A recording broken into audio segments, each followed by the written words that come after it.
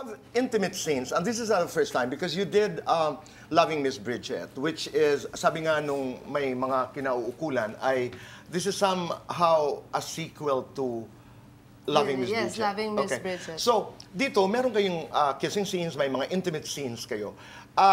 Mas madali ba dahil may pinanggalingan na kayo? Or was it more difficult because you were doing, nag-level up ba because this is your second material? Ano? Grabe, nakakamiss, no? Sandali, iklaro natin yan. Anong nakakamiss, Kelvin? Reaction ni Tito Boy, di ba? Oh my God, ano nga ba na-miss mo? Oo. Oh my God, namumula Ano, ako. Kelvin, ang na-miss mo? Siyempre, na-miss ko yung moments na, alam mo yun, nagbabatuan kayo ng linya na magkatapat. Parang yun. Ano pa? Yun naman, Tito Boy. Siyempre kasi yung kissing scene namin dito, sila yung nag-guide sa akin doon. Wow! I mean, sobrang nahihiya ako eh. Nung first time ko kasing gawin yung ganong klaseng scene sa TV.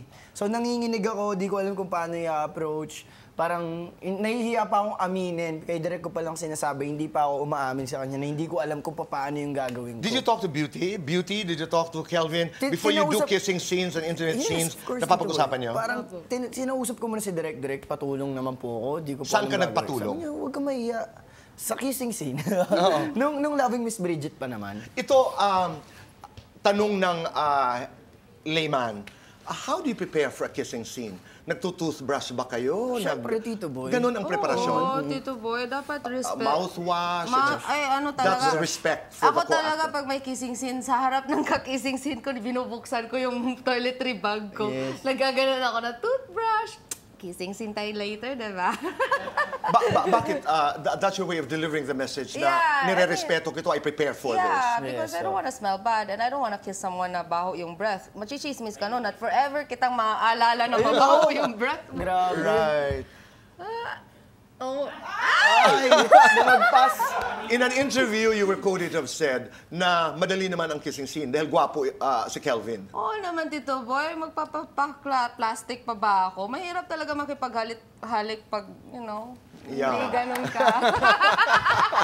So itong after... Pagwapo, kahit nakapikit, go! Itong after all, mas madali na. Because ang pinanggalingan nyo, Loving Miss Bridget, kahit papaano, meron na kayong relasyon. Sobrang dali na, Tito Boy. So inuulit ko, ano yung na-miss mo? Oh my gosh. Yung mga eksena namin dalawa. Mga eksena. Saka yung syempre experience ka-work talaga si Beauty. Sobrang niya particular niyan sa mga scenes at saka sa emotions. Natitake to ba kayo sa mga kissing scenes? Yung unang ang beses, nag-take to kami doon kasi nanginginig ako saka masyado ako nagmamadali. So, nag-adjust sila direct, lumabas It's ibang okay, tao. Kelvin. It's okay. It's okay. Huwag ka na magpaliwanag. Don't explain. It's okay. Naiintindihan ni Beauty. Naintindihan kita. Di ko talaga, mahirap i-explain pero, ano. no? Oo, Okay. makaka. Oo.